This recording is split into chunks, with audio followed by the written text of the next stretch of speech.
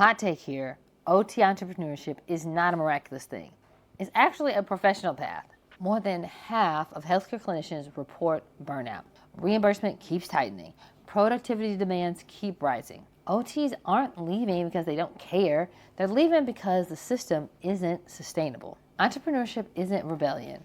It's leadership. It's OTs designing better models, building ethical businesses, and creating impact beyond one session at a time. Private pay, consulting, education, digital tools, systems work, these aren't shortcuts. They're intentional career paths. Most of us as OTPs were taught value safety above all else. Find a stable job, get you good benefits, don't rock the boat, stay grateful. And on the surface, that sounds super responsible. But today I want to talk about something we don't say out loud very often: the hidden cost of staying safe in your OT career. Hi, I'm Dr. Brandy Archie, an occupational therapist and founder of OT Connected by AskSAMIE.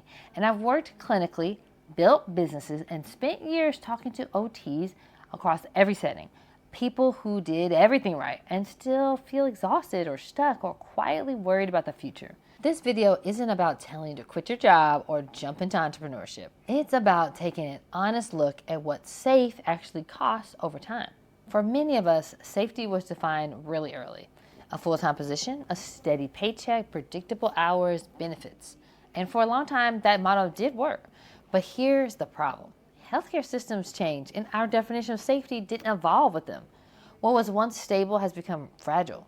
Reimbursement changes, productivity demands, staffing shortages, burnout normalized as part of the job. Yet many OTPs are still told that this is the path, this is the safest option. The cost of staying safe is rarely obvious in year one. It shows up gradually. Cost number one, you lose autonomy and you lose control over your schedule, your caseload, and often your clinical judgment. Cost number two is emotional burnout. Constant productivity pressure paired with deep emotional labor can take a real toll. Cost number three is income stagnation. Raises rarely keep pace with inflation, cost of living, or your student loan burden. Cost number four, skill underutilization. OTPs are trained to solve super complex problems, and yet many roles limit how much of that skill we can actually use.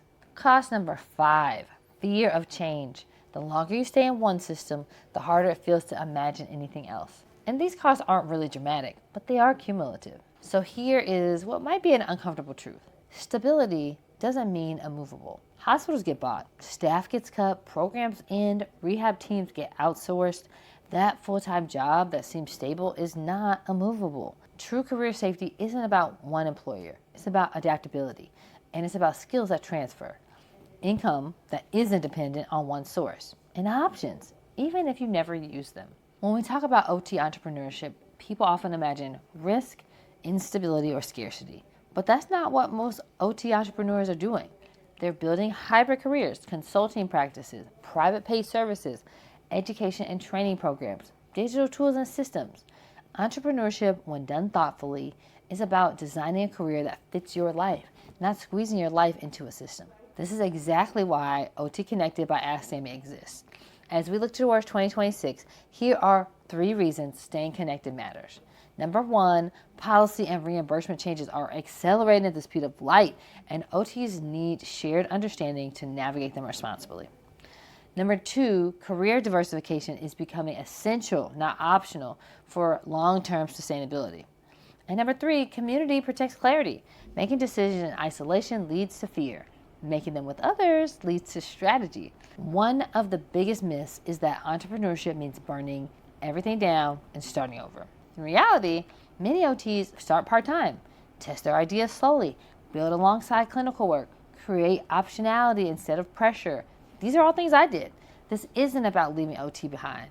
It's about expanding what's possible within it. So maybe the question isn't, how do I stay safe? Maybe the better question is, what kind of career will support me 10 years from now? Then safety might look like skills that are transferable, income that diversifies, work that adapts as your life changes. That kind of safety is built, not assigned. Staying safe is not wrong, but staying safe without questioning the cost could quietly limit your future.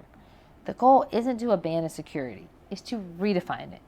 If you're an OT who wants to think strategically about your career, stay ahead of changes, and build something sustainable, Subscribe to this channel. Enjoy OT Connected by AskSAMIE, because the safest career isn't the one that never changes, it's the one that can.